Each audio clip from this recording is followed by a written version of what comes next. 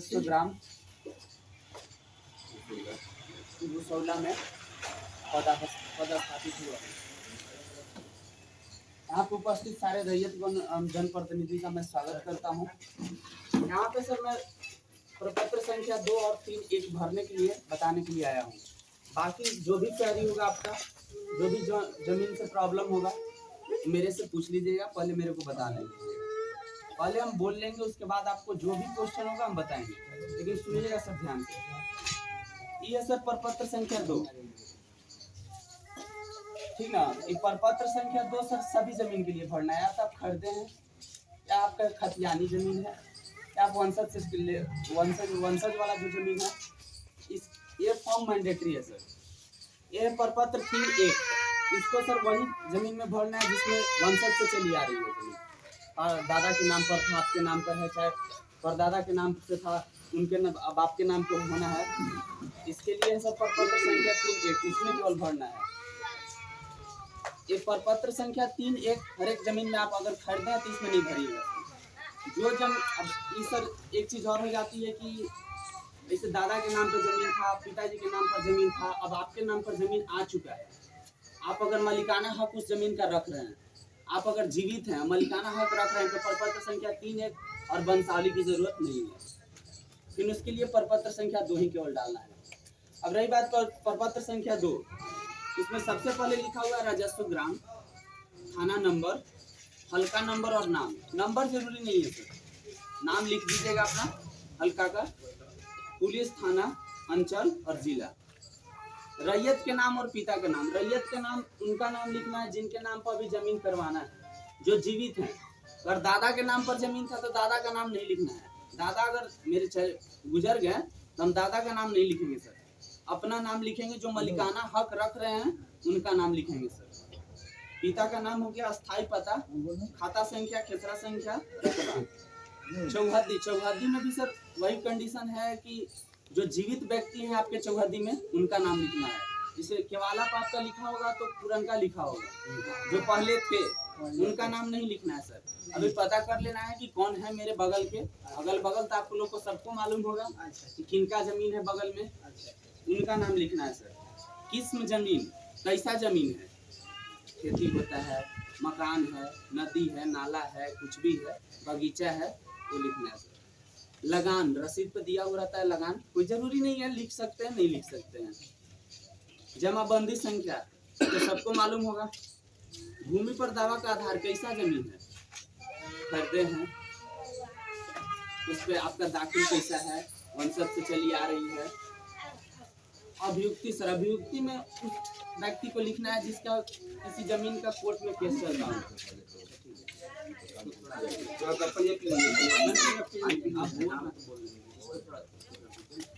अभियुक्ति में सर जिसका केस चल रहा है, कहीं कोर्ट में चल रहा है, कहीं कुछ झगड़ा है उसमें, इसमें लिख देंगे सर कि मेरा इसमें झगड़ा चल रहा है। क्या कि सभी जमीन का सर्वे हम करेंगे सर, लेकिन उसका सर्वे हम लास्ट में करेंगे, जब सब इधर कर लेंगे, जो जनरल जमीन है उसका कर लेंगे, उसके बाद अभियुक्ति वाला का करेंगे सर।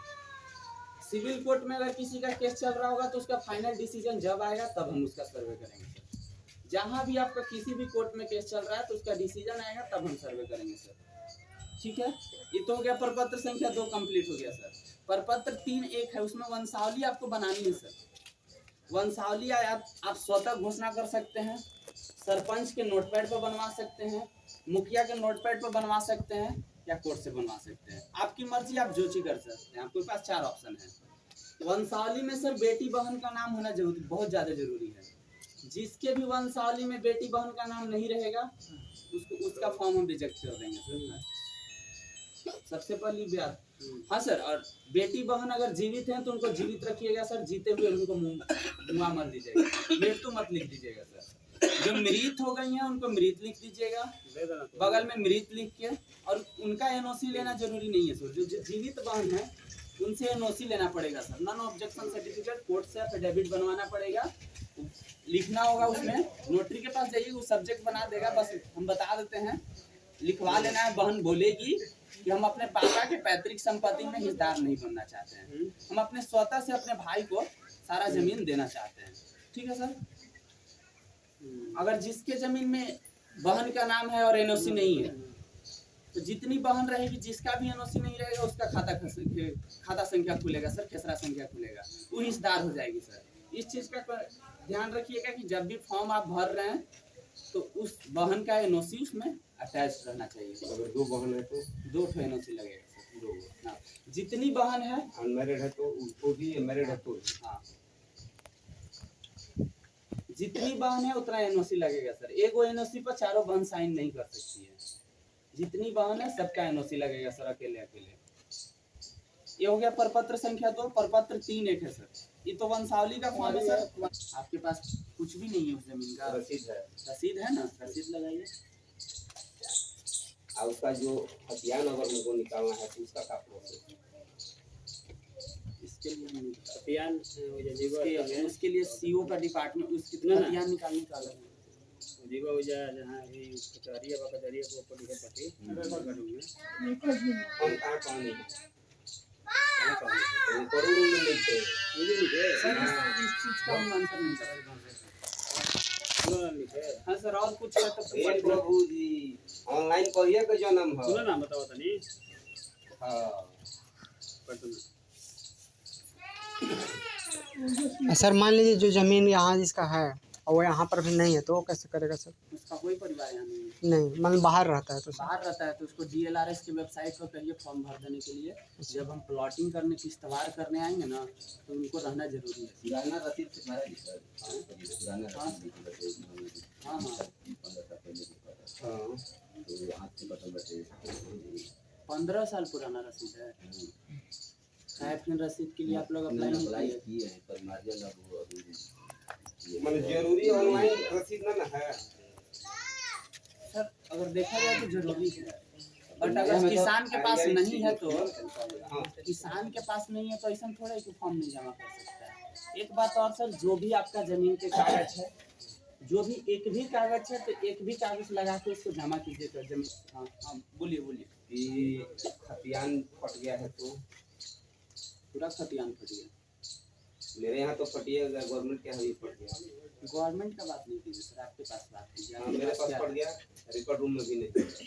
आपके पास कुछ भी नहीं है उस जमीन का, रसीद है। रसीद है ना, रसीद लगाइए। और उसका जो हथियार अगर उनको निकालना है तो उसका क्या प्रोसेस?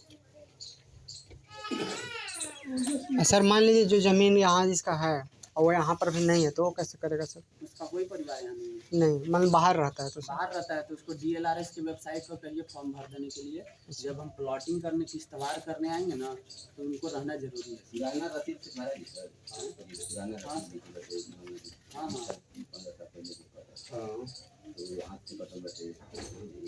15 साल पुराना रसीद है। चाहे फिर रसीद के लिए आप लोग अप्लाई नहीं किए। मतलब जरूरी ऑनलाइन रसीद ना है सर अगर देखा जाए तो जरूरी है, बट अगर किसान के पास नहीं है तो किसान के पास नहीं है तो ऐसा थोड़ा है कि फॉर्म नहीं जमा कर सकता है। एक बात और सर, जो भी आपका जमीन के कागज है, जो भी एक भी कागज है तो एक भी कागज लगा के उसको जमा कीजिए तो जमीन का कागज। जिस जमीन का कागज नहीं आता है उसको सर बिहार सरकार कर देंगे, ठीक है, उसका फिर माई बाप कोई नहीं रहता है।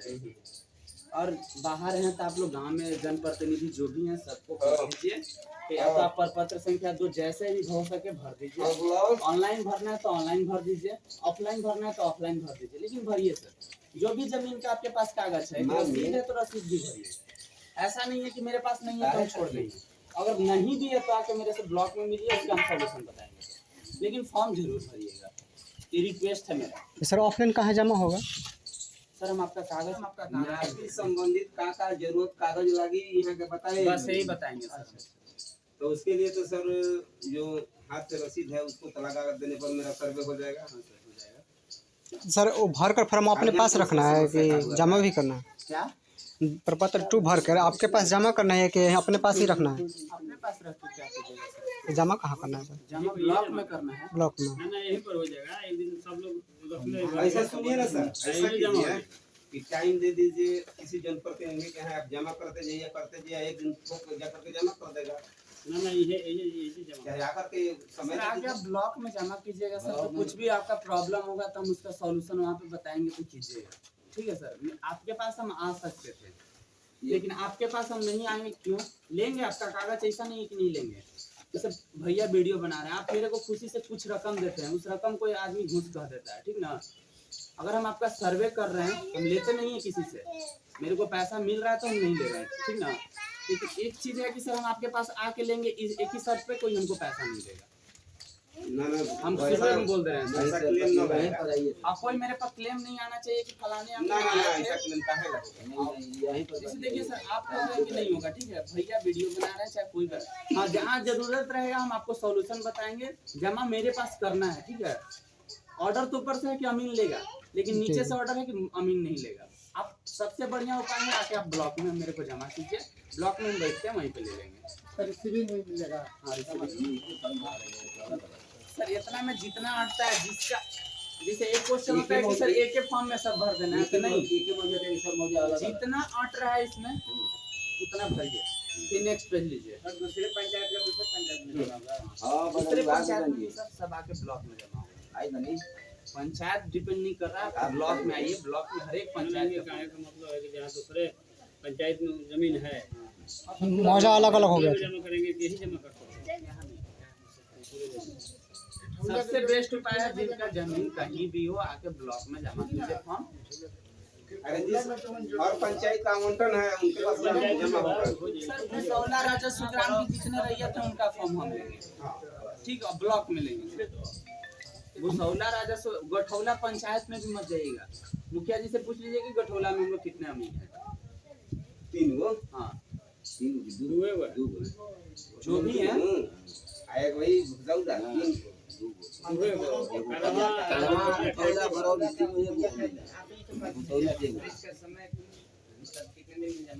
सर 30 सितंबर तक डेडलाइन है, बट एक्सटेंड होगा। हम गारंटी नहीं कर रहे ले रहे हैं कि एक्सटेंड होगा, लेकिन 30 सितंबर तक ऑफिस में हम लोग को ऑर्डर है कि 30 सितंबर तक रैयत को बोल दिया गया, 30 सितंबर तक। तो इसमें सर पंचायत का मौजा अलग अलग होगा तो कैसे 2 फॉर्म भरना पड़ेगा? क्या पंचायत जैसे मान लीजिए एगो भुसौला में जमीन है, अलग अलग फॉर्म भरना होगा सर। जो पंचायत में जमीन हो तो पंचायत के हाँ और वही जमीन के देवे के बोल रहे हैं कि एनओसी अपने डिस्ट्रिक्ट से बनाना पड़ेगा, और से तो वाहन कहीं भी है सर, भारत के किसी भी स्टेट में है, किसी भी डिस्ट्रिक्ट में है, वहाँ से एनओसी बनवा के आप अपने अभी मोबाइल पर सॉफ्ट कॉपी मंगवा लीजिए, फिर मेरे से टाइम लीजिएगा कि हम इतने दिन में हार्ड कॉपी आपको जमा कर देंगे, इतने दिन में आप मेरे को हार्ड कॉपी लगा दीजिए। कहीं भी हो बहन आपकी, ये जरूरी नहीं है। जो मर गई है उसको मर गई है उसको बगल में मृत लिख के छोड़ देना है, फिर उसके परिवार से एनओसी लेने नहीं जाना है सर। जो बहन मर गई है, लेकिन हाँ जीवित बहन को मृत नहीं कीजिएगा सर। अगर हम 10 गो में ग्राम सभा कर रहे हैं ना, अगर कोई भी कह दिया कि इनके बहन जीवित हैं, तो फिर आप समझिएगा सर, मेरे पर ब्लेम नहीं आना चाहिए। एनओसी का उसका किसे क्या बोलता है, नोटरी से एफिडेविट कराना। वो साइन मारी लो साइन आपके पास जो भी क्या सर? उसका तो बातें लो। तो बहन नहीं है तो फिर क्यों झूठों के बहन की क्यों जरूरत है? कहने के तो है ये नहीं है तो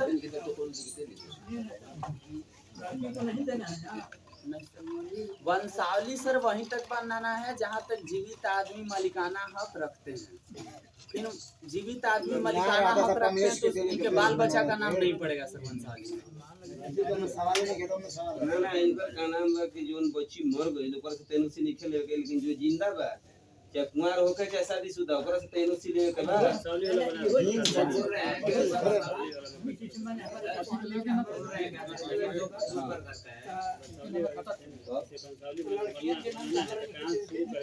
काहे ना जहाँ सर वंशावली सर के नाम से जमीन है,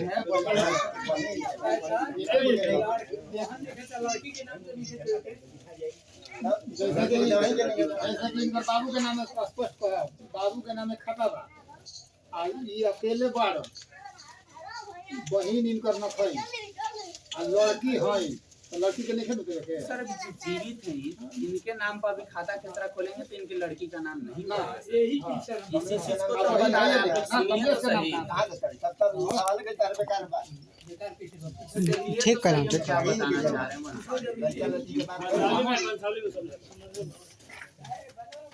ब्रिज से सर वहीं से स्टार्ट करना है। जैसे ब्रिज कहाँ से देखेंगे, जड़ से देखेंगे। तो जड़ कहाँ से है मेरा, जड़ जिनके नाम पे जमीन है, अगर वो जीवित है तो ठीक है, नहीं तो जीवित नहीं है तो फिर वहां से स्टार्ट करेंगे जिनके नाम पर जमीन है।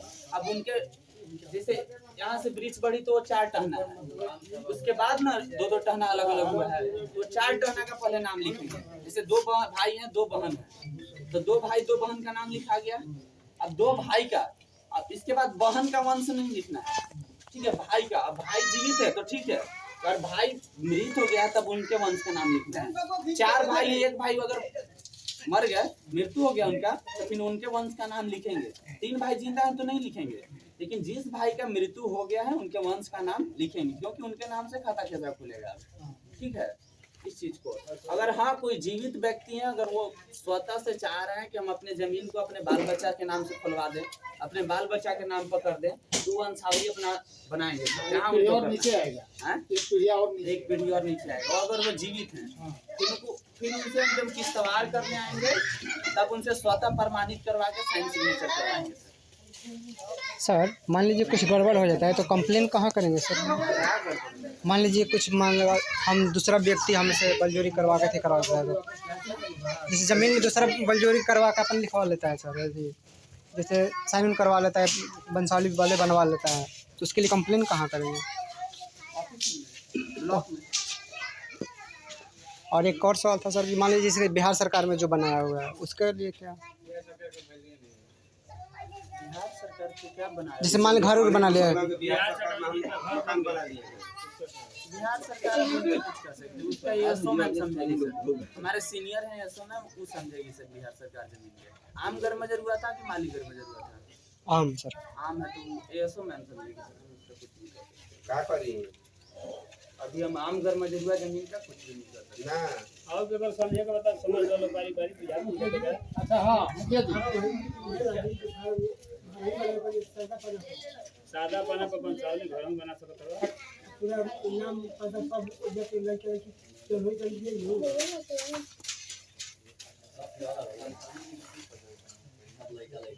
वंशावली में होता है। जकर नाम रही, जकर नाम रही 3 भाई होते हैं, आपका आवाज नहीं आ रही है। 3 भाई, जौन की माने एगो छोटा में उनकर भाई मर गए और कोनो एक नहीं है, तो तभी आदमी का नाम चल रखे के बाद नहीं सर, उनका नाम लिख दीजिएगा, बगल में मृत लिख के छोड़ दीजिएगा। क्या कि सर उस चीज को लिखना इस चलते जरूरी है, क्या कि आपके जो कलीग से आपकी जो शादी थे, तो जान रहे हैं ना कि आपका 3 भाई हैं, तो इस चलते जब हम ग्राम सभा ऐसे करके पूछे आपके वंशावली के बारे में, तो वो ना कहे जाए कि फिर इनका 3 भाई था, फिर से आपको वंशावली नहीं बनाना पड़ेगा। इस चीज का ध्यान रखिएगा। और सर बोल रहे हैं कि 4 भाई हैं, एक बाप को मतलब 4 भाई का मतलब खेत ले रहा है और एक अपने बीबी के नाम से ले लिया, उसको अलग खरीदा हुआ जमीन में वंशावली क्यों जरूरी है सर? वही तो बोले कि बैग किया हुआ केवाला जमीन का कोई वंशावली नहीं बनेगा सर। और वो आदमी जिंदे बताओ ना जो मिट कर गया तो मृत कर गया तो अपना बनाएगा। अटल जमीन के क्या करेगा हरदल जमीन के परपत्र संख्या 2 है, उसका वंशावली नहीं बनेगा। सर अरे सीधा बात कि जिसके नाम से जमीन है उसको वंशावली नहीं बनाना है, दूसरे का जमीन अपने नाम करवाना है तो वंशावली बनाना सर सर बोल रहे हैं कि 2011 में जैसे अथी कट गया, रसीद कट गया, और 2021 में कोई हमारे ज़मीन को दूसरा कोई ले लिया, खरीद लिया बलजोरी, दूसरे जैसे उसके बाप बेचे थे ज़मीन और उसके बेटा से लिखवा लिया वही ज़मीन को, तो वो ज़मीन पर अभी केस चल रहा है, तो उसको क्या हम सर्वे करवा सकते हैं? जैसे हमारे पास है, सर्वे करवा सकते हैं, इसी के लिए अभियुक्ति कॉलम है, जो मैटर है आपका इसमें लिख दीजिएगा। जैसे हमारे पास सब कुछ कागज़ है हाँ, सर, तो जो भी आप कागज लगा के अभियुक्ति में लिख दीजिएगा कि फलाने कोर्ट में केस चल रहा है। वकील से किस संकट जो व्यक्ति बेच दिया है उसको मतलब कि ऑनलाइन नहीं हो रहा है, तो उसको मतलब उससे जमीन हमको देते खतियान से, और डेट बना है ना सर, डेट है, रसीद कटा नहीं कर ऑनलाइन हो ही नहीं रहा। तो छोड़, ऑनलाइन अप्लाई किए थे हाँ तो उसका नहीं रिजेक्ट हुआ था, क्या हुआ था? नहीं हो ही नहीं, बोल रहा है कि तो छोड़ दीजिएगा, तो डीड लगा दीजिएगा, तो डीड लगा के मेरे को जमा कर दीजिएगा। हाँ वंशावली अगर पहले का है ठीक है। देखिए सर वंशावली कभी का हो, अगर उसमें अभी तक डाटा सही है, बहन का नाम है, सब कुछ डाटा सही है तो कोई दिक्कत नहीं है, बिना वंशावली नहीं बनाना है, कहीं का वंशावली रहे। तो मुफ्ती जी को कोर्ट पर बना देवे कुछ तो किसी का भी बस स्वतः भी बना देना है। मुखिया जी बचे के चलते आप लोग कह रहे हैं कि स्वतः बनाइए, इनका पैड खर्चा होने वाला है। ना पैड तो शुरू में अपना वंशावली बनाया है, सब पैडे पहले 1000 वंशावली बना। अब मोटेशनों नहीं आप लोग के लिए भी बहुत बढ़िया है, हाँ स्वतः है तो भाई मुखिया जी के पास हर एक कोई नहीं पहुंच सकता है। ठीक है, आप लोग को मान लेते हैं मुखिया जी नजदीक हैं, किसी का दूर भी रहते हैं, सरपंच दूर रहते हैं, हर एक कोई के मुखिया सरपंच हिते नहीं होता है। उसके लिए क्या करना पड़ेगा? उस पर साइन मारना ही चाहिए ना। मान लीजिए मुखिया जी दूर हैं, उसके लिए क्या करना पड़ेगा? खुद से वंशावली बनाना है सर, वाइट पे दादा कागज पर बना लो। स्वतः उसका घोषणा महत्व करके। रहेगा ना, हाँ? महत्व रहेगा ना। साइन कर लेंगे। मुखिया जी सरपंच दूर बा दूर बा अपने से वंशावली बना लो।